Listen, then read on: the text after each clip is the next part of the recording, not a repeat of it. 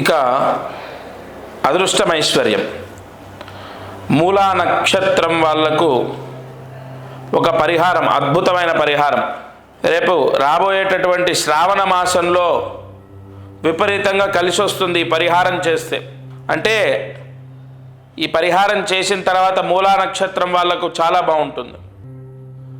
ఈ మూలా నక్షత్రం వాళ్ళు శివాష్టోత్రం ప్రతిరోజు చదవాలి. ఎప్పటి వరకు చదవాలి? ఈ రోజు నుంచి 5 రోజులు చదివితే చాలు. ఇవాళ నుండి 5 రోజులు శివాష్టోత్రం చదువుకుంటే చాలు. తర్వాత మూలా నక్షత్రం వాళ్ళు 25వ తారీఖు శ్రావణ మాసం మొట్టమొదటి రోజున 1 కేజీ బియ్యము దానం చేయండి. జాబ్కి వెళ్ళే వాళ్ళు, వ్యాపారం చేసేవాళ్ళు, రిటైర్డ్ అయిన వాళ్ళు, వివాహం కానటువంటి వాళ్ళు, అయినటువంటి వాళ్ళు, ఎవరైనా సరే ఏదో ఒక సమస్య ఉండే ఉంటుంది కదా మీకు. ఆ సమస్య పోవాలంటే మీది మూలా నక్షత్రం అయితే ఈ పరిహారం విపరీతంగా కాపాడుతుంది, వెంటనే పనిచేస్తుంది. 1 కేజీ బియ్యం దానం చేయండి.